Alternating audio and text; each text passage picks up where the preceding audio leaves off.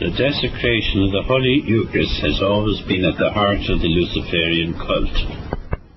It is recorded that in the 19th century, a Jew, Moses Holbrook, a Grand Master of the Supreme Council of Charleston, had composed a sacrilegious Mass called a Domicide Mass. Only hosts consecrated in Roman Catholic churches could serve for Black Mass purposes, as the essential aim was to achieve desecration. A consecrated host was stolen, or what is now difficult to obtain in these times, an apostate priest consecrated with desecration and profanation. An ex-Palladis once revealed that Palladis celebrate what they call 3 great feasts of Lucifer: the Nativity of Christ, for them a feast of blasphemies against Christ born; Good Friday, a feast of great rejoicing that Christ died on the cross; and Corpus Christi, a feast for desecrating consecrated hosts obtained from apostate priests, or by paying women to receive them in churches and bringing them to them. Paris and London have been strongholds of this diabolical Black Mass for many, many years, and a terrible price will be exacted by God. The Catholic Church celebrates the institution of the Blessed Sacrament on Holy Thursday, and it was on Holy Thursday, March 31st, 1988, that our Heavenly Mother gave a message to Don Stefano Gobbi concerning Jesus and the Blessed Sacrament. In it she said, "Expose him frequently for the veneration of the faithful. Multiply the hours of public adoration in order to make reparation for the indifference, the outrages, the numerous sacrileges, and the terrible profanation to which he is subjected during Black Masses, a diabolical and sacrilegious cult which is increasingly spreading and which has as its extreme expression unmentionable and obscene acts against the Blessed Sacrament.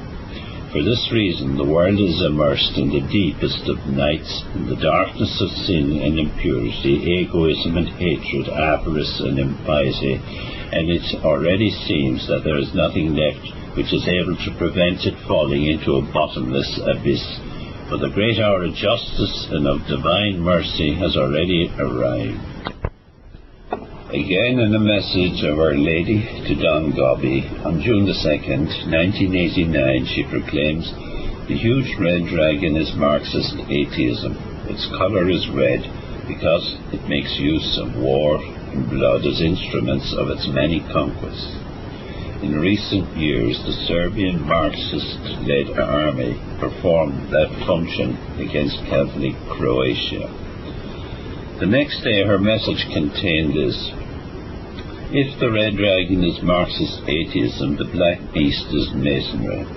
If the red dragon is at work to lead all humanity to dispense with God, to deny God, and thus spread the error of atheism, the task of Masonry is not to deny God, but to blaspheme him.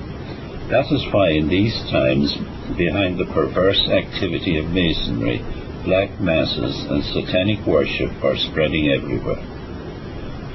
On August the 15th, 1989, Our Lady warned that the spread of satanic worship, of sects, and of Black Masses is becoming more immense. And on November the 1st, 1989, there is another warning that refers to the increasingly great spread of satanic worship and Black Masses. The gravity of these messages is underlined by the words of Sister Lucia, the surviving seer of Our Lady of Fatima, when on the 26th of December 1957, in a conversation with Father Fuentes, she said, "Father, the Blessed Virgin is very sad because no one heeds her message. Father, the devil is carrying on a decisive battle with the Virgin Mary. He sees that his time is getting short, and he is making every effort to gain as many souls as possible. He wants to get hold of consecrated souls. The last means God will give to the world for its salvation are the Holy Rosary and the devotion to the Immaculate Heart of Mary. When God in his providence is about to chastise the world, he first uses every means to save us, and when he sees we have not made use of them, then he gives us the last anchor of salvation, his Mother." Judging from a message of Our Lady given to Don Gobbi On the 13th of June 1989, the devil has had spectacular success in achieving his aim of getting hold of consecrated souls. In that message, Our Lady interprets the meaning of the arrival of the second beast of chapter 13 of the Apocalypse. Part of that message is as follows. Above all, as your mother, I have wanted to warn you about the grave danger which is threatening the Church today because of the many and diabolic attacks which are being levelled against her to destroy her. To achieve this end, there comes from the earth to the aid of the black beast that comes from the sea, a beast that has two horns like those of a lamb. The beast with two horns like those of a lamb stands for the masonry which has infiltrated into the heart of the Church, that is, ecclesiastical masonry, which has spread above all among the members of the hierarchy. This Masonic infiltration in the heart of the Church was already foretold to you by me in Fatima, and I announced to you that Satan would be introduced right up to the highest point in the Church.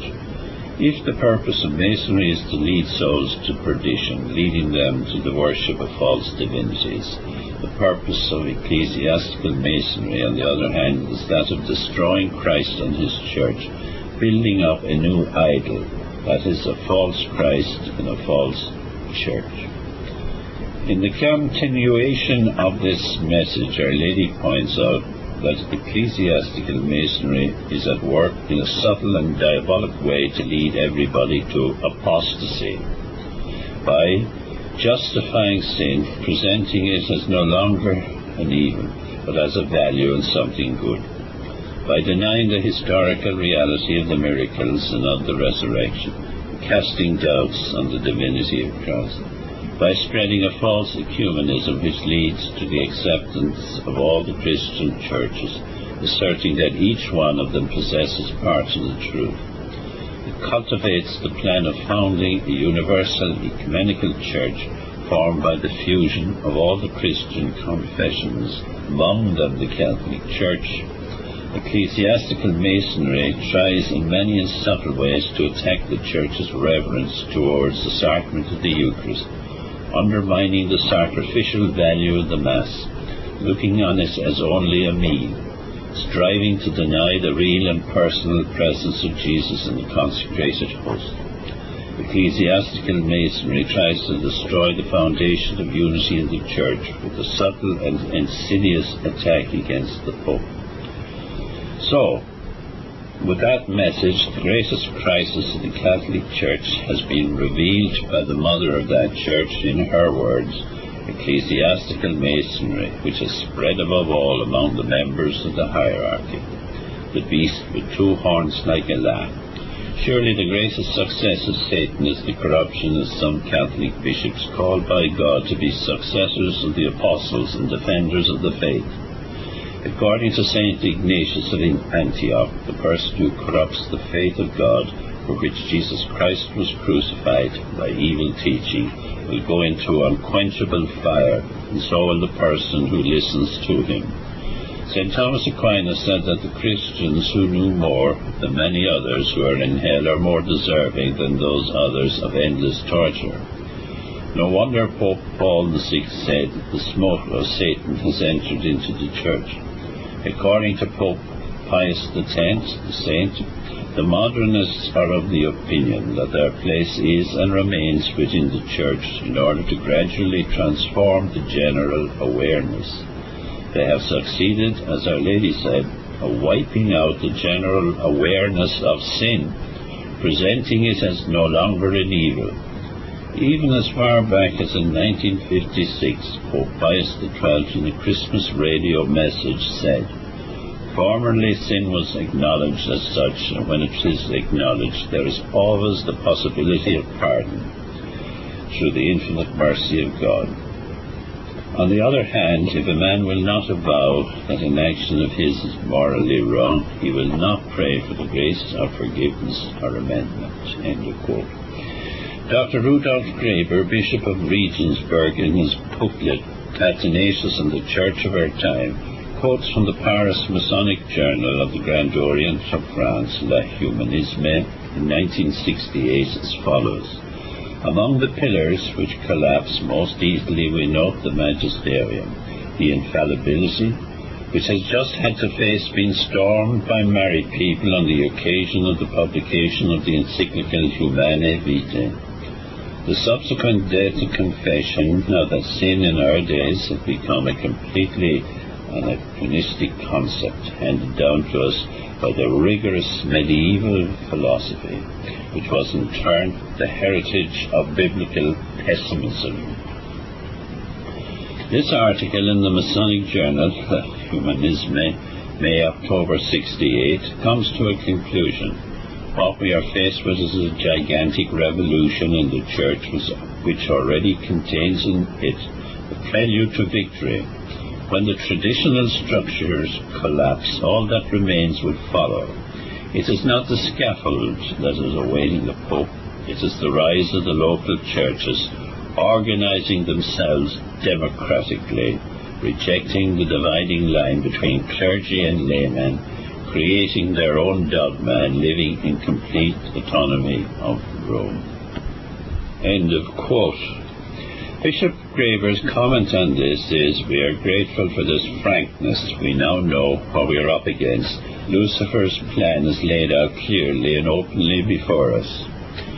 Our Lady in the message to Padre Gobbi of June the 13th, 1989, on the beast like a lamb, says, the Church succeeds in being united because it has been founded on the cornerstone of its unity, Peter, and the Pope who succeeds to the charism of Peter. So, ecclesiastical masonry tries to destroy the foundation of unity in the Church with a subtle and insidious attack against the Pope. It weaves plots of dissension and challenge against the Pope, supports and rewards those who scorn and disobey him, spreads criticisms and the opposition of bishops and theologians. In this way, the very foundation of its unity is demolished, and thus the Church becomes increasingly torn and divided. End of quote. From the beginning of her messages to Padre Gobbi, which began in 1973, Our Lady has again and again foretold that a great apostasy from the Catholic faith was imminent, and as she said on September the 2nd, 1980, the Pope would be the rock against which the great division will take place. She calls Pope John Paul II the great light which my Immaculate Heart has given to the Church. This Pope is a sign of my extraordinary presence at your side. He is becoming the stumbling stone for all my enemies, and the rock against which the great division will take place. But in a short time the apostasy will become manifest. Only those who will be with the Pope will be saved from the threat of shipwreck in their faith. On the feast of Our Lady of Sorrow, September 15, 1983, Our Lady's message included, I am beneath the cross which the bishops who remain faithful are bearing today, while the number is growing of those who want to travel their own road without listening to and following the Holy Father, him who Jesus has placed as the foundation of his church. They are preparing another church separated from the Pope. So there it is. To interfere with John Paul II is the same as to interfere with St. Peter. Jesus founded his church on Peter, but the present Pope is just as much the personal representative of Jesus as Peter was, tampering with the papacy, trying to get rid of its power in the world. Incidentally, the devil's greatest desire draws down Christ's anger, an unforgiving anger with no compassion, an anger much greater than the anger Jesus displayed in whipping the desecrators out of his Father's house, an anger shared by his Heavenly Father, judging from a conversation St. Catherine of Siena had with the Almighty during one of her many ecstatic visions, which she recounted as follows. God the Father, whose is this blood, Catherine? The blood of our Lord, your divine Son. God the Father, to whom did my Son give the keys of this blood, Catherine? To Peter the Apostle. God the Father, yes. And to all Peter's successors up to this day, and to all Peter's successors until the end of time. That is why the authority of these keys will never be weakened, because the strength of this blood can never be diluted. So, God gave direct orders about a tree in paradise. The consequences of disobedience were immense for all humanity. God gave direct orders about the papacy, the nerve center of his church. The consequences of disobedience are immense for all humanity. The disobedience to the papal authority, divinely appointed custodian interpreter of God's revealed will, the teaching that God demands of mankind for salvation, is directly linked, of course, to the disobedience of Adam and Eve, original sin. In the Garden of Eden, the devil's two lies were, you will not die, you will be like God if you disobey God. In March 1976, the present Pope, when he was Cardinal Archbishop of Krakow, gave the Lenten retreat in the Vatican. In one lecture, he spoke of the devil's temptation in the garden, you will be like God, as having attained an extreme form today in a historical context that suits it. It seems that the extreme form of that temptation has inundated mankind through the continuous efforts of Lucifer's army, through the Kabbalistic Gnosticism of Masonry and Marxism.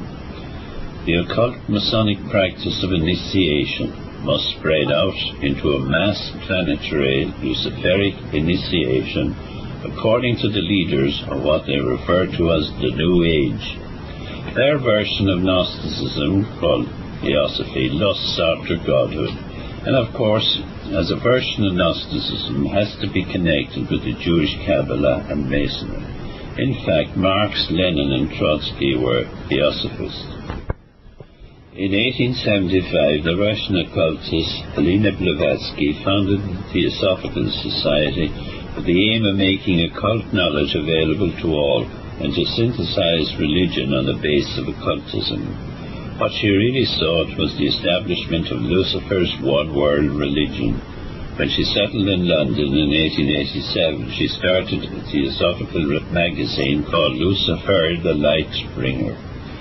Blavatsky received a high Masonic degree for her book, Isis Unveiled, and her successor, Annie Besant, and several of the Society's first officers were Masons. The teachings of Blavatsky and Alice Bailey, well-known theosophist, formed the New Age Bible. Bailey's book, Initiation, Human and Solar, was published in 1922 by their Lucifer Publishing Company, New York. When they realized that they were giving the game away, they changed it to the Lucis Publishing Company, which now has an address 886 United Nations Plaza, New York, an appropriate address close to the heart of the whole thing. Bailey in her book is quite frank in her revelations concerning the secrets of initiation, necessary, as she puts it, until all have been occultly saved.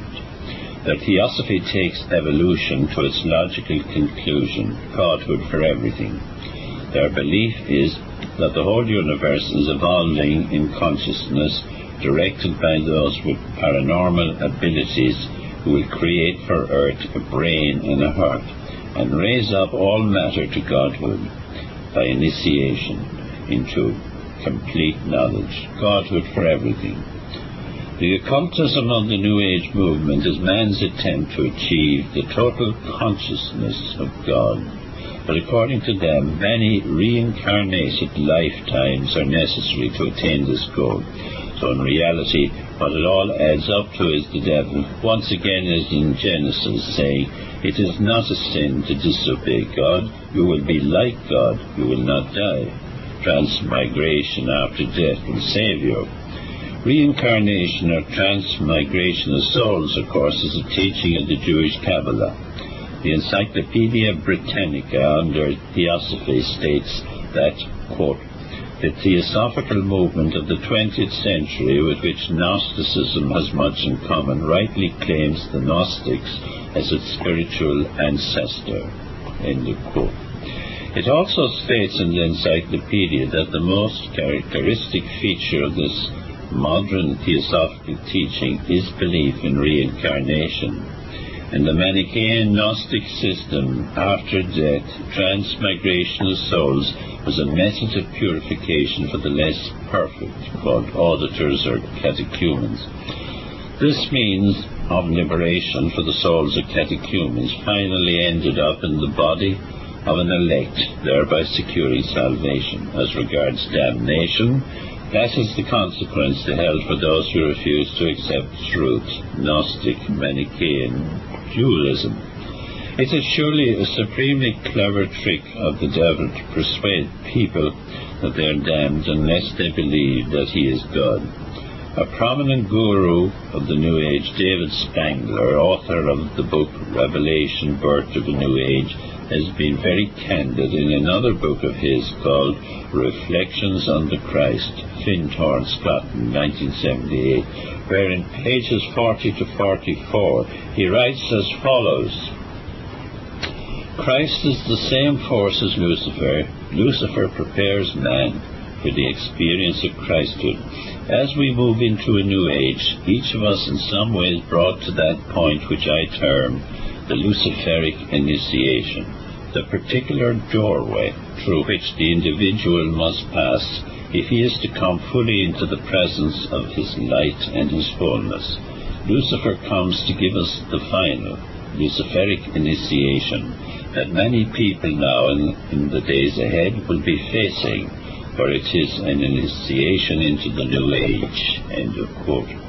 Of course, for these people, Jesus is not the historical personage, Jesus Christ. For them, Jesus is only an initiate, one of the many Christs, reincarnating through the ages in different bodies, such as Buddha, Krishna, and others, all beings who succeeded in developing in themselves certain superior powers latent in all men, serpent power, kundalini, the sex force, etc.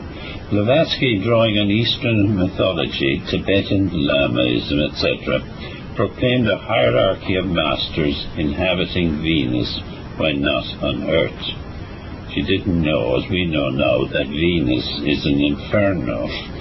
She claimed that her Theosophical Society was founded at the command of her spirit guides or masters.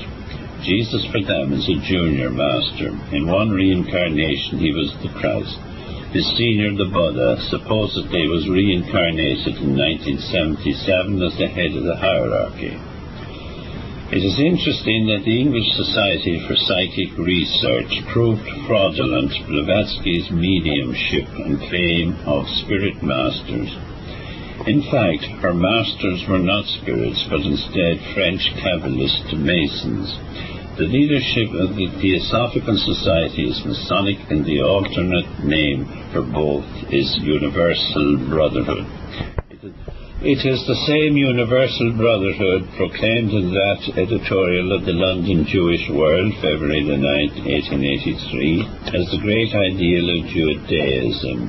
Quote, when the whole world shall be imbued with Jewish teachings, and that in a universal brotherhood of nations, a greater Judaism, in fact, all the separate races and religions shall disappear.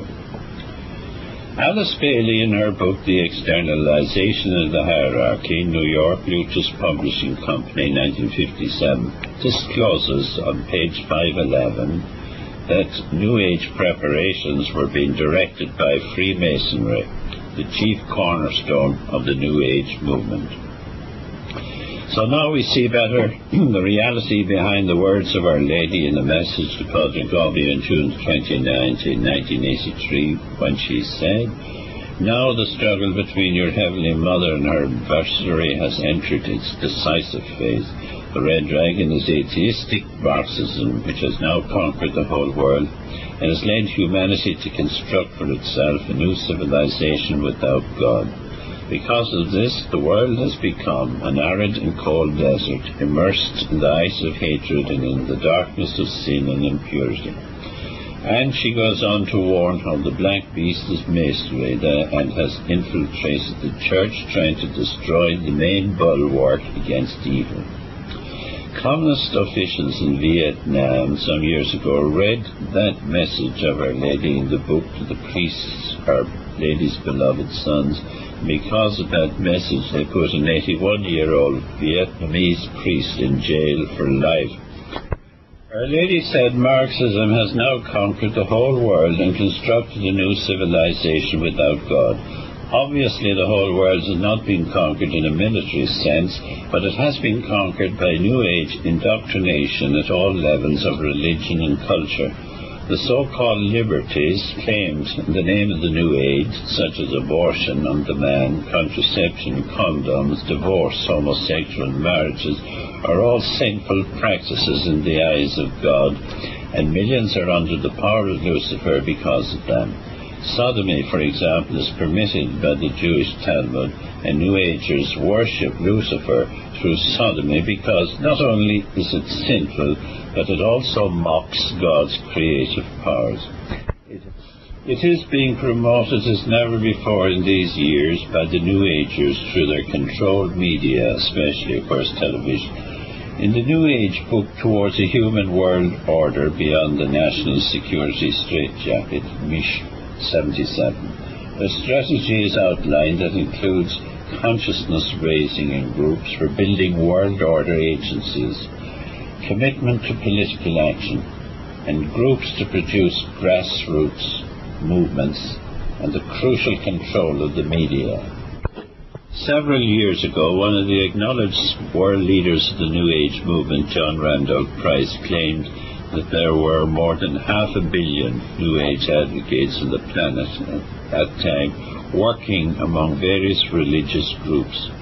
According to Father Malachi Martin, networked throughout the Roman Catholic Church are teams of former Christian believers, bishops, priests, and laity, who are subtly and gradually transforming the meaning of baptism, confirmation, the Eucharist, marriage, confession of sins, anointing, and priesthood.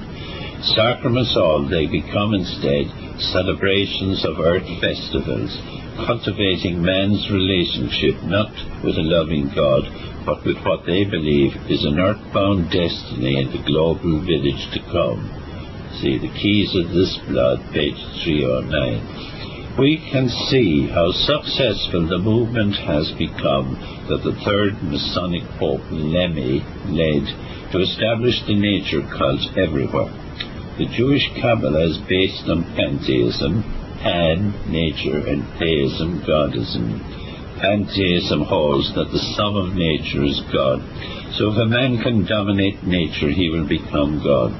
The mainspring groups of feminists are devoted to the goddess, who they believe is found in nature and in themselves, and their witchcraft, Wiccan rituals are supposed to tap the goddess power. Lucifer must be delighted with them. Perhaps it is not too late for at least some of them to stand back from the abyss and listen to the wise words of Gilbert Keith Chesterton, who said, "The essence of all pantheism, evolutionism, and modern cosmic religion is really in this proposition that nature is our mother. Unfortunately, if you regard nature as a mother, you discover that she is a stepmother. The main point of Christianity was this, that nature is not our mother, nature is our sister. We can be proud of her beauty since we have the same father, but she has no authority over us. We have to admire but not to imitate." From Orthodoxy, Dodd, Head and Company, 1954. The power that the Masons seek in nature is revealed by Pike in his Masonic books, and in his Morals and Dogma, a chapter under the heading Knight of the Sun or Prince Adept. On page 734, he has the following: "There is in nature one most potent force, by means thereof a single man who could possess himself of it, and should know how to direct it, could revolutionize and change the face of the world. It is universal agent whose supreme law is equilibrium." In the chapter Sublime Prince of the Royal Secret of the same book, page 860, he has that equilibrium possible in ourselves, and which Masonry incessantly labours to accomplish in its initiates and demands of its adepts and princes. And again on page 858, the royal secret of which you are prince, the mystery of the balance. It is the secret of the universal equilibrium. And in the Night Kadosh chapter, page 817, we have, the world will soon come to us for its sovereigns and pontiffs. We shall constitute the equilibrium of the universe and be rulers over the masters of the world. End of quote. Obviously, they have swallowed hook, line, and sinker the temptation of the devil. Taking him to a high mountain, the devil showed him all the kingdoms of the world in their splendor. I will give you all this, he said, if you fall at my feet and worship me. Luke's Gospel, chapter 4, verse 8 to 10. The price for accepting that offer of the devil is to end up in hell without any equilibrium at all. On July the 13th, 1917, at Fatima, Our Lady, the Mother of God, showed hell in a vision to 3 very young children. One of them, Sister Lucia, still alive, described that experience in her book Fatima, in Lucia's own words, on page 108, and she described it as follows. Our Lady showed us a great sea of fire which seemed to be under the earth. Plunged in this fire were demons and souls in human form, like transparent burning embers, all blackened or burnished bronze, floating about in the conflagration, now raised into the air by the flames that issued from within themselves, together with great clouds of smoke, now falling back on every side like sparks in a huge fire, without weight or equilibrium. Without equilibrium, surely inspired choice of words by the Portuguese nun.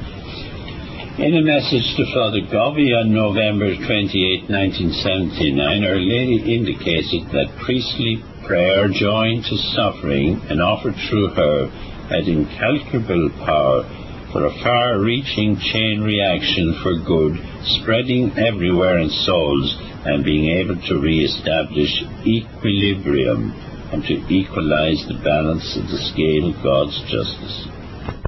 Many times Our Lady in her messages to Father Gobbi has warned about hell. On October 30, 1975, she spoke about hell into which innumerable souls are falling every day. On December 8, 1978, your real malady is sin. Each day brings many of my poor children to eternal death. At Fatima, October 13, 1982, we have, in this world which has become worse than at the time of the flood, you are truly running the danger of being lost. How many souls there are, in fact, who go each day to hell, because the requests I have made of you in this very place to return to God along the road of prayer, of penance, and of interior conversion has not yet been acted on. On June the 7th, 1986, hell exists, it is eternal. And on September the 15th, 1987, at Akita in Japan, I am weeping because in great numbers the souls of my children are being lost or going to hell. On May 13, 1988, offer prayers and sacrifices for the salvation of souls, because I repeat again today to you, many are going to hell because there is no one to pray and offer sacrifice for them. Sister Lucia, Our Lady's privileged instrument at Fatima, who is shown hell, confirmed her own view that many go there in an interview she gave to Father Lombardi, S.J., that was reported in the Vatican Weekly Osservatore della Domenica of February 7, 1954. To the question whether she really believed that many would go to hell, she replied, many will be lost. Such is the dreadful consequence of Masonic Marxist New Age perversion in the world today, that has even infiltrated the Catholic Church, the mystical body of Christ. As regards that New Age infiltration of the Church, Cornelia Ferrara, in her excellent pamphlet, The New Age Movement, the Kingdom of Satan on Earth, records that New Agers rejoice that through brainwashing workshops and seminars they have recruited the Union and International Union of Superior Generals the Pontifical Commission for Justice and Peace, the Jesuits, the Leadership Conference of Women Religious, and the National Association of Women Religious. So, a rainbow bridge between Satan and the Catholic Church has to some extent been affected by Masonry. Bishop Graver, in his work Athanasius and the Church of Our Time, writes about a Freemason, Eve Masudin's writing, entitled Ecumenism as Seen by a Traditional Freemason, which was intended as a contribution towards this bridge between the Catholic Church and Masonry. In it, it is stated, quote, "The goal is no longer the destruction of the Church, but rather to make use of it by infiltrating it." End of quote. According to Bishop Graver, that change in Masonic strategy can be dated to about the year 1908. The actual condemnation of Masonry by the popes goes back a long way. Pope Clement XII condemned Masonry in 1738. Other popes who condemned Masonry included Benedict XIV, Pius VII, Leo XII, Pius VIII, Gregory XVI. Pius IX wrote 5 major papal documents against it. The Masons responded by having his funeral cortege attacked with the avowed intention of throwing his coffin in the Tiber. The police stood back, but the young Catholic students of the Irish College in Rome and the Germanicum battled against the thugs and won the day. Pope Leo XIII added 4 documents condemning Masonry, and Pope Leo warned the world that Freemasonry was the real source and centre of Marxist and atheist propaganda in his encyclical Humanum Genus, and that was in 1884. The messages of Our Lady to Father Gobbi quoted have shown how accurate Pope Leo XIII was in his assessment of the great evil of our age. In 1949, Pope Pius XII sent out a special instruction to all bishops warning them of the danger of communist infiltration of the clergy and the Catholic seminaries.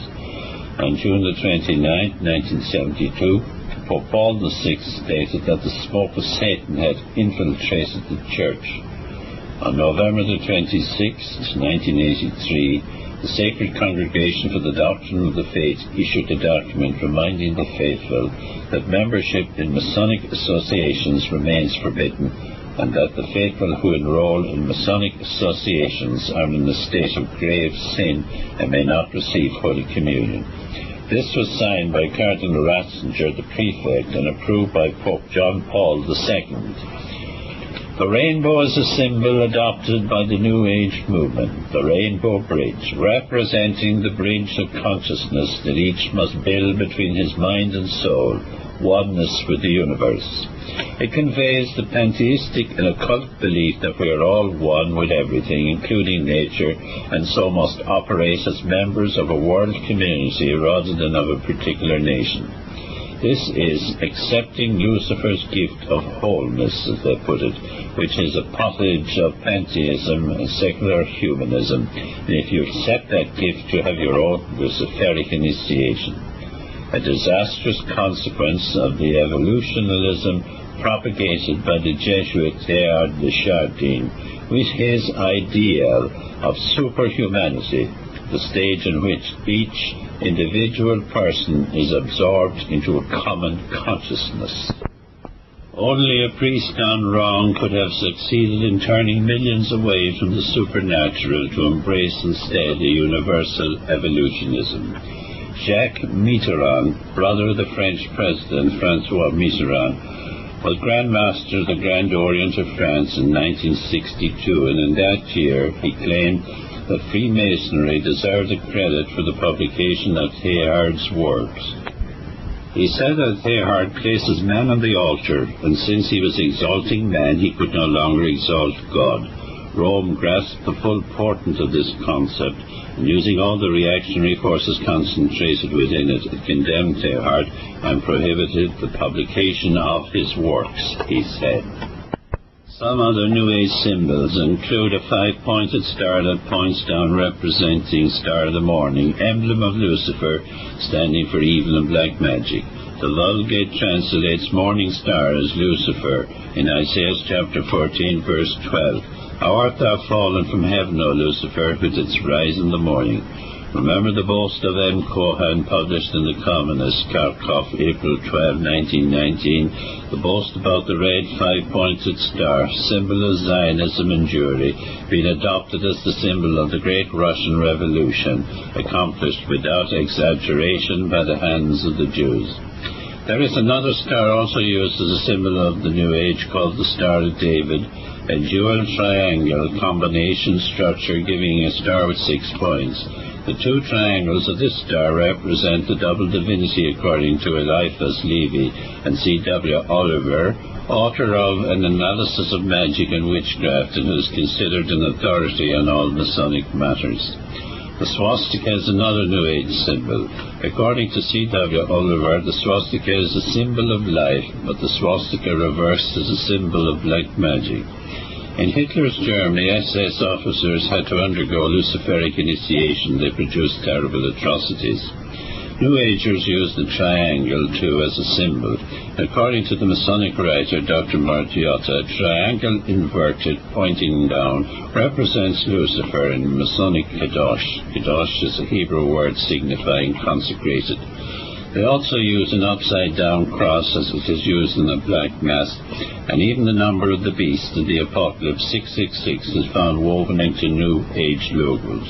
It was reported in 1991 in newspapers in the Irish Republic that the number 666 was ornamenting the door of a tabernacle in the Catholic Church.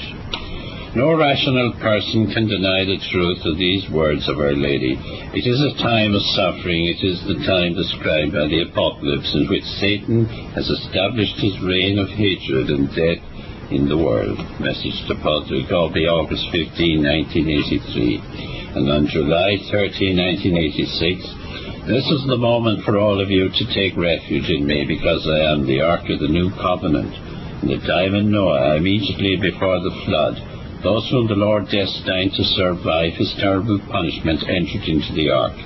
In your times I am inviting all my children to enter into the ark of the new covenant which I have constructed in my immaculate heart, so that they may be helped by me to bear the bloody burden of the great trial which precedes the arrival of the day of the Lord. Look nowhere else. There is happening today what happened at the time of the flood, and no one gives heed to what awaits him. All are engrossed in thinking about themselves, about their own earthly interests and pleasures.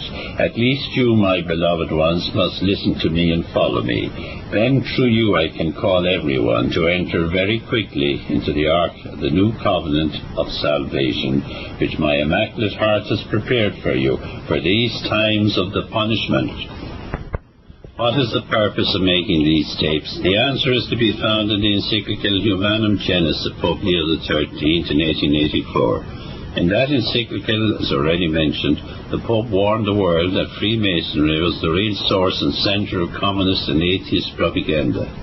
In this insane and wicked endeavour, he wrote, we may almost see the implacable hatred and spirit of revenge with which Satan himself is inflamed against Jesus Christ. But in that same encyclical he also cried out to all Catholics, laymen and women, as well as priests, to tear the mask off the face of the hidden menace. If this is not done, he said, the ruin and overthrow of all things must necessarily follow. There lies the motivation, and on these tapes many quotations from many authors have been lumped together in an effort to tear off the mask that conceals the malignant globalist plans of the internationalists. Undoubtedly it is the 11th hour, with ruination threatening through global control of just about everything: money, food sources, government, the media, publishing, even control of the choke points in the Vatican. An Achilles heel in the control system is the cassette tape. They can't control that at this stage, despite all their infiltration of church and state over many, many years. So if you think that these tapes can serve in some way towards what Pope Leo XIII called for, why not make a copy of them and urge others to do the same, and let them circulate, a groundswell of information on the malignant evil affecting everybody's life today is urgently needed. Recommended reading in the New Age. The New Age Movement, The Kingdom of Satan on Earth by Cornelia Ferreira, MSc. Canisius Books, P.O. Box 53534, 4410 Kingston Road, Scarborough, Ontario, Canada. MIE 5D2, cost $2 Canadian. The Unicorn and the Sanctuary by R. England, Trinity Communications, Manassas, Virginia, 22110, USA. The Hidden Dangers of the Rainbow by Constance Cumby, Huntington House. Now is the Dawning of the New Age, New World Order by Dennis Cuddy, Ph.D., Hearthstone Publishing Limited, P.O. Box 815, Oklahoma City, OK 73101, USA. R. England, in his book on the New Age, The Unicorn and the Sanctuary, describes the New Age music, one type of which is a droning, hypnotic, deep-toned variety with a heavy beat that seems to induce a hypnotic trance. He said that former New Agers said that it made them feel seduced and filthy, almost as if they had been molested. In a book published in 1974, Dr. David A. Newbell presented a handbook on communist subversion of music under the title The Marxist Minstrels, showing the connection between our rock music and degeneration.